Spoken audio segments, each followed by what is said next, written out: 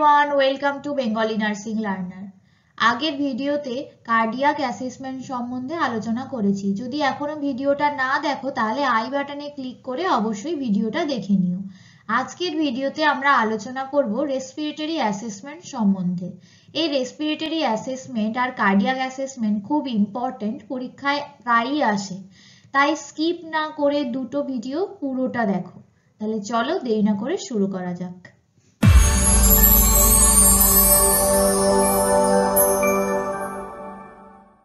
প্রথমেই respiratory assessment কাকে বলে? এটা হচ্ছে একটা থরো অ্যাসেসমেন্ট রেসপিরেটরি সিস্টেমের, যেখান থেকে ওই রেসপিরেটরি সিস্টেমটা প্রপারলি ফাংশন করছে কিনা, তার নর্মাল বা কোনটা অ্যাবনর্মাল ফাইন্ডিং সেগুলো আমরা আইডেন্টিফাই করতে পারি এবং বিভিন্ন ডায়াগনোসিসের ক্ষেত্রে সেটা আমাদের জন্য হেল্পফুল হয় এবং আমরা পেশেন্টকে একটা কোয়ালিটি সেফ কেয়ার প্রোভাইড করতে পারবো। তাহলে এটা হলো রেসপিরেটরি অ্যাসেসমেন্ট এবং তার পারপাস দুটোই বলা হলো এখানে। এবার কি কি টেকনিক ইউজের মাধ্যমে আমরা এই রেসপিরেটরি অ্যাসেসমেন্ট করব সেটা হলো inspection, palpation, percussion and auscultation. এটা অলরেডি ডিটেলসে যখন আমরা কার্ডিয়াক অ্যাসেসমেন্ট পড়েছিলাম ডিটেলসে আলোচনা করা হয়েছিল, তাই এই পার্টটা আমি স্কিপ করে যাচ্ছি, তোমরা একটু কার্ডিয়াক অ্যাসেসমেন্টের ভিডিওটা দেখে নিও। যখন আমরা ইন্সপেকশন করব তখন শুধুমাত্র যে চেস্ট এরিয়াতেই ইন্সপেকশন করব তা না, পুরো রেসপিরেটরি সিস্টেমটাকে ইন্সপেকশন করার জন্য একদম নোজ থেকে শুরু করতে হবে। কোনো নোজের ডিফর্মিটি আছে কিনা, সেখানে সিমেট্রি আছে কিনা, বা নেজাল যে মিউকোসা আছে তার কালার কি, সেটা ময়েস্ট কিনা, কোনো ইডিমা আছে কিনা বা ব্লাড সিক্রেশন হচ্ছে কিনা, সেগুলো আমরা সব ইন্সপেক্ট করব। সাথে নেজাল সেপ্টাম ডেভিয়েটেড আছে কিনা সেটাও দেখব। এরপরে ওরাল মিউকোসাও আমরা ইন্সপেক্ট করব, সেটার কালার দেখব, কোনো রকম কোনো আলসারেশন আছে কিনা সেগুলোও অবজার্ভ করব। সাথে নেকে দেখবো যে ট্রাকিয়াটা কি রকম পজিশনে আছে, আদৌ মিড লাইনে আছে কিনা সেগুলো দেখব। এরপরে আমরা চেস্ট এরিয়াটা অবজার্ভ করব। প্রথমে এই অ্যান্টেরিয়ার পার্টটা অবজার্ভ করব, তারপরে এই পস্টেরিয়র পার্টটা অবজার্ভ করব। এবার যখন এই অ্যান্টেরিয়ার পার্ট অবজার্ভ করব তখন পেশেন্টকে এরকম ভাবে একটা চেয়ারে সোজা হয়ে বসতে বলতে হবে এবং প্রথমে দেখতে হবে যে চেস্টের সাইজ অ্যান্ড সিমেট্রি ঠিক আছে কিনা এবং পেশেন্টের কোনো রকম রেসপিরেটরি ডিস্ট্রেস আছে কিনা সেটা দেখতে হবে। সাথে পেশেন্ট পার্ট স্লিপ রেসপিরেশন নিচ্ছে কিনা, মানে মুখ দিয়ে ঠোঁট দিয়ে রেসপিরেশন নিচ্ছে কিনা সেটাও আমাদেরকে অবজার্ভ করতে হবে। এবং ট্রাইপড পজিশন, যেটা সিওপিডি পেশেন্টদের ক্ষেত্রে দেখা যায় যে যদি পেশেন্টকে বাবু হয়ে বসানো হয় তাহলে সে ওরকম ভাবে বসে হাতটাকে ওই বেডের সাহায্যে সাপোর্ট দেবে। এরকম কোনো ট্রাইপড পজিশন আছে কিনা এটা কিন্তু অবজার্ভ করতে হবে। এখানে তোমরা ছবিতে দেখতেই পাচ্ছ ট্রাইপড পজিশন এরকম আছে কিনা দেখবে। এবার তারপরে দেখতে হবে যে anterior is to transverse diameter যেন 1:2 হয়। Anterior posterior is to transverse diameter মানে কি, এই যে এটা এই লেন্থটা এটা হচ্ছে অ্যান্টেরিয়ার পস্টেরিয়র, আর এই সাইড টু সাইড মানে ওই একটা আর্মের তলা থেকে অপর আর্মের তলা অবধি সেটা সাইড টু সাইড হচ্ছে, এক সাইড থেকে অন্য সাইড, এই লেন্থটা যেন 1 যদি হয় তাহলে ওটা যেন 2 হয়। এই অনুপাতটা যেন 1:2 এই রেশিওটা মেনটেন করতে হবে। এছাড়া যে চেস্ট মুভমেন্ট আছে সেটা দেখতে হবে বাইল্যাটারাল চেস্ট মুভমেন্ট কিনা। এছাড়া স্টারনামের কোনো অ্যাবনর্মালিটি আছে কিনা সেগুলো আমাদেরকে চেক করতে হবে।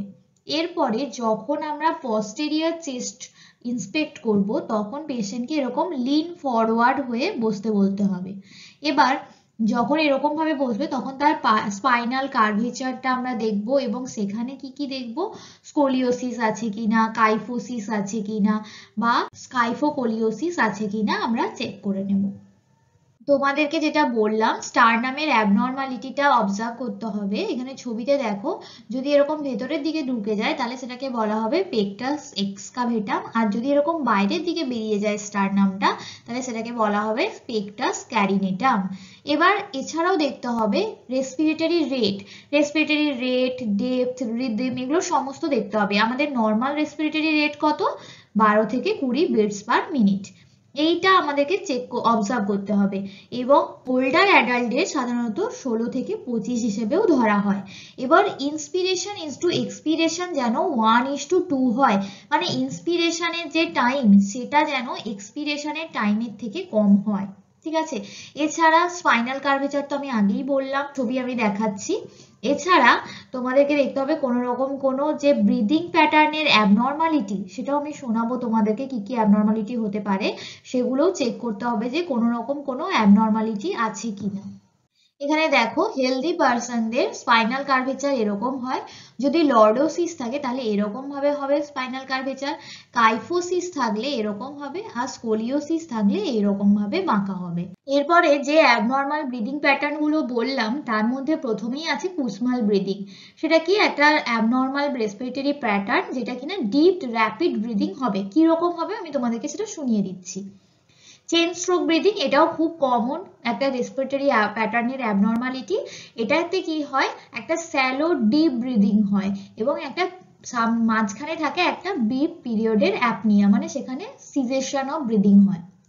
আর এখানে বিয়র্ডস ব্রিদিং মানে কি আছে, একটা ক্যাওটিক রেসপিরেটরি প্যাটার্ন। এখানে কি হচ্ছে, irregular period of deep shallow fast slow breathing. এবার আমরা শুনে নেব ব্রিদিং প্যাটার্ন যেগুলো আমরা বললাম সেগুলো কিরকম শুনতে হয়। প্রথমেই কুসমাল ব্রিদিংটা শুনবো আমরা।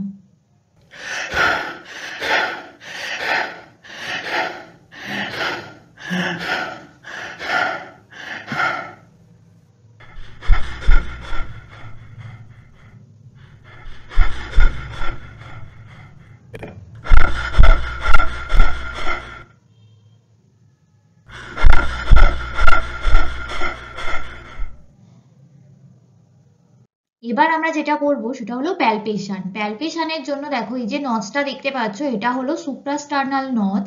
এই নচের জাস্ট ওপরে ইন্ডেক্স ফিঙ্গার দিয়ে আমরা ট্রেকিয়াটাকে ফিল করব। নর্মাল পজিশনে নর্মাল পেশেন্ট বা নর্মাল মানুষের ক্ষেত্রে ট্রেকিয়াটা কিন্তু মিড লাইন বরাবর থাকে। যদি এটা লেফট বা রাইটে ডেভিয়েটেড হয় তাহলে কিন্তু সেটা অ্যাবনর্মালিটিস। এরকম ভাবে আমরা পজিশন দেখব।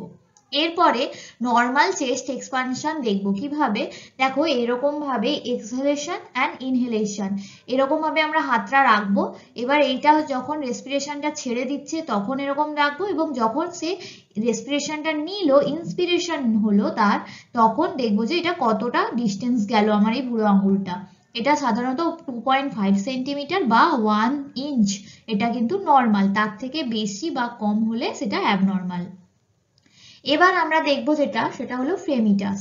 ফ্রেমিটাস কি, প্রথমে এরকম দেখো স্পাইনাল কর্ডের জাস্ট দু সাইড বরাবর এরকম ভাবে হাতটা রাখবো, এবং পেশেন্টকে তার যে নর্মাল ভয়েস তার থেকে ডিপার ভয়েসে, যদি আমার এটা নর্মাল ভয়েস হয়, আমি যদি 99 এরকম ভাবে বলে থাকি, তখন আমাকে বলতে হবে 99, মানে একটু গম্ভীর ভাবে আমাকে বলতে হবে পেশেন্টকে।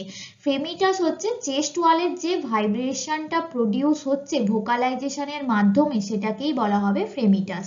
এবার আমরা এরকম দেখব যে হাতটা এরকম নিচ থেকে ওপরে ওপরে ওপরে নিয়ে যাব এবং পেশেন্টকে বলতে হবে যে 99 বলতে থাকুন, 99 বলতে থাকুন, এবং সে নর্মাল ভয়েসের থেকে একটু গম্ভীর ভাবে সে বলবে। এবং আমরা ফিল করতে পারবো ওই ভাইব্রেশনটা, এই যত নিচের দিকে যাবে তত কম ফিল করব, এবং যত ওপরের দিকে যাবে তত ভাইব্রেশনটা বেশি ভাবে ফিল করতে পারবো আমরা। পারকাশন, এই রেসপিরেটরি সিস্টেমের পারকাশন কিন্তু বেশ কঠিন, অনেকবার করতে করতে তবে গিয়ে ভালোভাবে এই সাউন্ডগুলোর মধ্যে তোমরা পার্থক্য বুঝতে পারবে। তাই এখন থেকে করা শুরু করো, তাহলে দেখবে ধীরে ধীরে তোমরা বুঝতে পারছো কিভাবে পারকাশনের সাউন্ডগুলো প্রডিউস হচ্ছে। এবার কোথায় কোথায় করব পারকাশনের এরিয়া, কোথায় কোথায়, supra clavicular, infra clavicular, mammary, infra mammary, suprascapular, infrascapular, interscapular, axillary আর ইনফ্রা অ্যাক্সিলারি। এবার এই যে পারকাশনের যে সাউন্ড গুলো, সেগুলো কিরকম ফাইন্ডিংস পেতে পারি আমরা, টিম্প্যানিক সাউন্ড পেতে পারি। সেটা কিরকম হবে, ড্রাম লাইক সাউন্ড।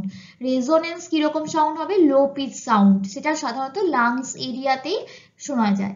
এছাড়া ডাল সাউন্ড, এটা মিডিয়াম ইন্টেন্সিটির সাউন্ড, এটা মেনলি একটা সলিড বা কোনো লাং টিস্যুতে যখন থাকছে তখন সেটাকে বলা হবে ডাল সাউন্ড। এটা মেনলি লাং কনসোলিডেশন হলে তখন এই সাউন্ডটা শোনা যায়। এছাড়া একটা ফ্ল্যাট সাউন্ড শোনা যেতে পারে, সেটা হচ্ছে soft high pitch for short duration, খুব কম পিরিয়ডের জন্য এই সাউন্ডটা শোনা যাবে। এবার আমরা অসকালটেশনে পড়বো যে কি কি নর্মাল ব্রিথ সাউন্ড হয়। একটা হচ্ছে ভেসিকুলার, ব্রঙ্কোভেসিকুলার আর ব্রঙ্কিয়াল। এই যে দেখো বিভি লেখা আছে, এই এরিয়াটায় আমরা শুনতে পাবো ব্রঙ্কোভেসিকুলার ব্রিথ সাউন্ড, এবং এই যে বাদবাকি যে এরিয়া যেখানে ভি লেখা আছে সেখানগুলো আমরা শুনতে পাবো ভেসিকুলার ব্রিথ সাউন্ড। আর এই যে বি লেখা আছে এখানে দেখতে পাবো আমরা ব্রঙ্কিয়াল বা ট্রেকিয়াল ব্রিথ সাউন্ড। এখানে যদি দেখি আমরা দেখব ইন্সপিরেশন ইজ টু এক্সপিরেশন এখানে কিন্তু হবে 2:3। এবার ব্রঙ্কোভেসিকুলারে কিন্তু সেটা হবে 1:1, আর ভেসিকুলারে হবে 3:1। এবার যখন তুমি অসকালটেট করবে তখন পেশেন্টকে বলতে হবে ডিপ স্যালো রেসপিরেশন নিতে, এবং সেটা মুখ দিয়ে নিঃশ্বাস নিতে। পেশেন্টকে বলবে যে আস্তে আস্তে মুখ দিয়ে অনেক বেশি করে নিঃশ্বাস নিন, এরকম ভাবে বলে তারপরে তুমি ব্রিথ সাউন্ডগুলো শুনবে। এছাড়া কিছু অ্যাবনর্মাল ব্রিথ সাউন্ড হয় সেগুলো আমরা শুনবো, ক্র্যাকেল, রঙ্কাই, হুইজল, স্ট্রাইডর, এগুলো সব আমরা শুনবো কিরকম সাউন্ড হয়। এবার কোথায় কোথায় ব্রিথ সাউন্ড শুনবো? সুপ্রাস্ক্যাপুলার, ইনফ্রাস্ক্যাপুলার, ম্যামারি, ইনফ্রামেমারি, সুপ্রাক্যাভিকুলার, ইনফ্রাক্যাভিকুলার, ইন্টারস্ক্যাপুলার, অ্যাক্সিলারি আর ইনফ্রা অ্যাক্সিলারি। এবার আমরা দেখে নেব যে কোন কোন পজিশনে আমাদের স্টেথোস্কোপ গুলো বসানো হবে। দেখো এটা অ্যান্টেরিয়ার পজিশন, এটা পস্টেরিয়র এবং এটা সাইডের। এই দেখো 1 2 3 4 5 6 7 8, পস্টেরিয়রলি 10টা, এবং সাইডের দিকে দেখো এরকম ভাবে টোটাল 7টা পজিশন, টোটাল 25 পজিশনে আমরা ব্রিথ সাউন্ড শুনবো। এটা কিন্তু বিভিন্ন বইতে বিভিন্ন রকম আছে, কিন্তু এখন লেটেস্ট গাইডলাইন অনুযায়ী 25টা পজিশনে শোনা হয়। এবার যে অ্যাবনর্মাল আমরা ব্রিথ সাউন্ডের কথা বললাম সেই ব্রিথ সাউন্ডগুলো কিরকম শুনতে হয় আমরা শুনে নেব।